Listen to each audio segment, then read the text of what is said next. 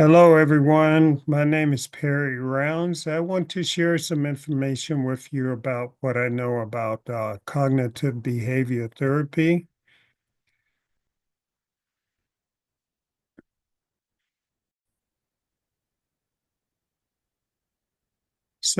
The thing about it is cognitive behavior therapy, it's a psychotherapy that pretty much aims to help individuals identify and change their negative thought patterns and behaviors that is contributing to their mental health problems such as anxiety and depression. Um, Cognitive behavior therapy started for quite some time ago. Some of the major contributors to cognitive behavior therapy, one of the first ones was some of them were Ivan Pablo with the dogs, John Watson, Anna Lazarus. These here they did the actual work in the behavioralism part of behavior therapy, particularly with classical conditioning and systematic desensitization. It laid the foundation for the behavior aspect of CBT. Now, on the other hand, when you look at the emotional part of this here part that was put into this here, uh, this was mainly the works. It can be contributed to Albert Ellis. He's recognized as a pioneer of CBT due to his development of what's called uh, rational emotive behavior therapy, REBT, mostly known as that. It He introduced the foundational ABC model that analyzed how activating events for B, what led to the beliefs, and C, that result in the emotional consequences. Essentially, this laid the groundwork for understanding the connection between thoughts, emotions, and behaviors in CBT.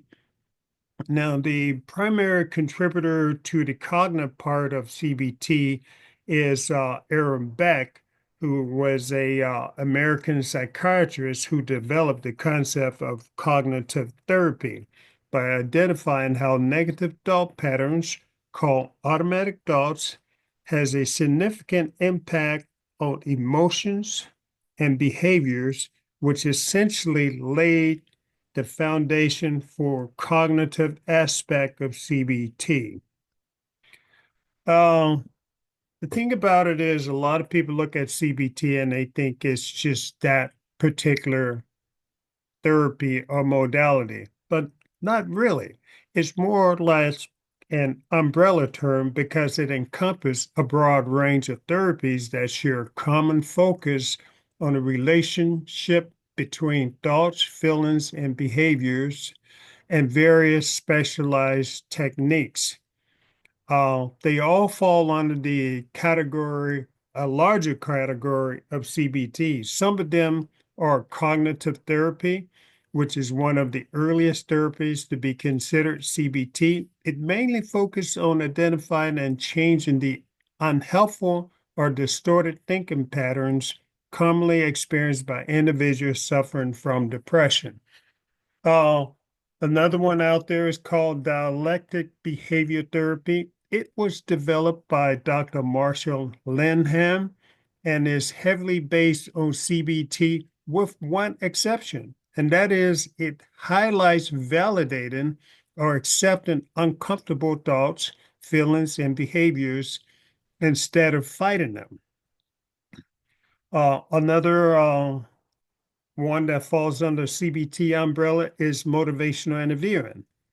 It is an evidence-based approach that is directive and goal-directed. Motivational interviewing facilitates the internal motivation needed for behavior change while resolving any existing ambivalence toward change.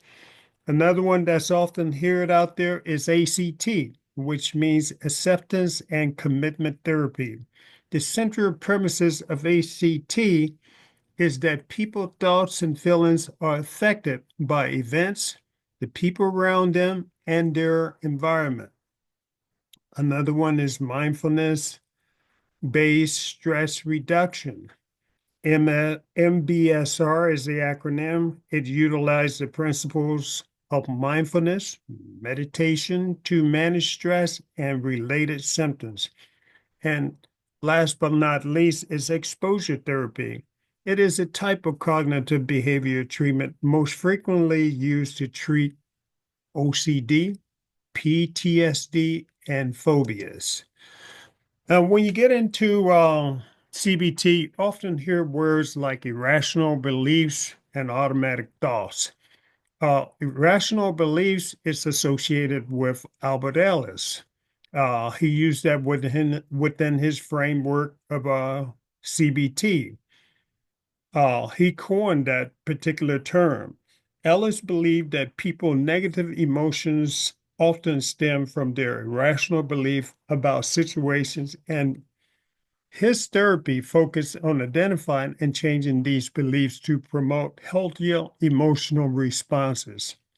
Now, when we talk about automatic thoughts, that's an area that Aaron Beck uh, uh, worked in. He coined that particular term in the 1960s because when he worked with his patients, he noticed that their negative thoughts often influence their feelings and behaviors.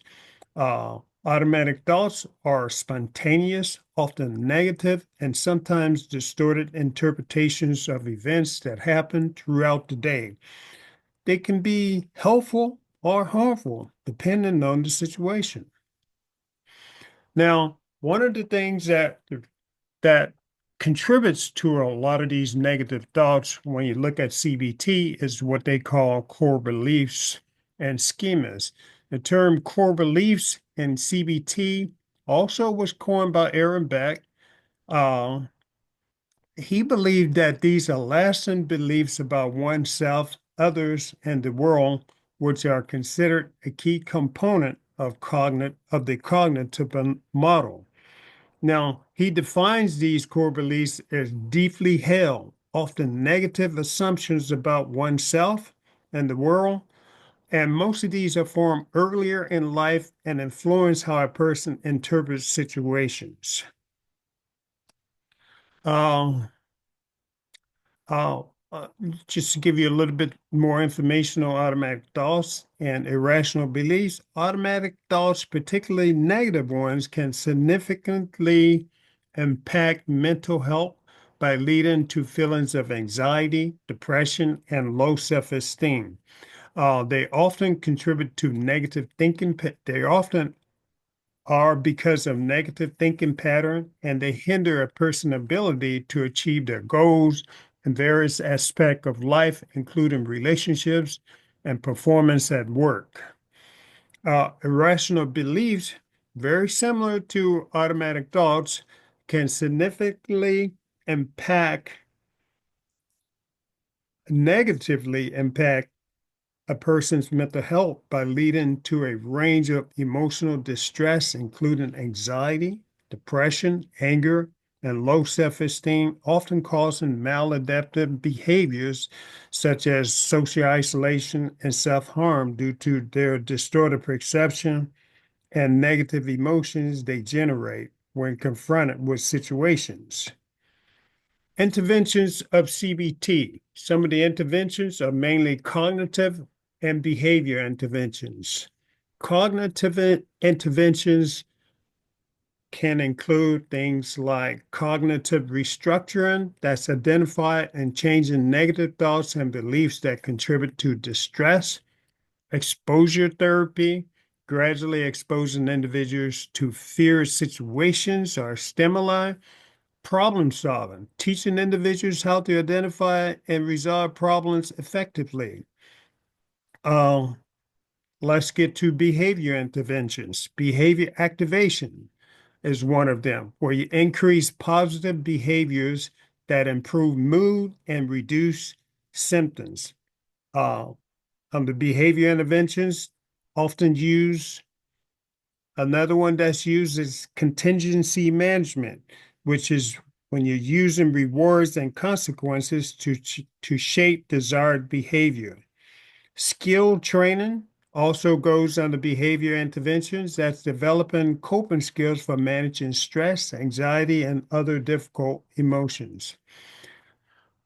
CBT can be used for these type of mental health conditions like bipolar, borderline personality disorder, panic disorder, phobias, and many others. All and last but not least, I do want to include PTSD. The role of the therapist in these here in CBT is to assess clients' thoughts, feelings, and behavior, assist clients with changing their thoughts to improve the way they feel, assign homework to measure clients' behavior toward others. There are so many other ones that a CBT therapist will be doing in their role to help the client. So the ultimate goal really of CBT is to help people identify and challenge unhelpful thoughts and learn practical self-help strategies that can lead to positive changes in their quality of life.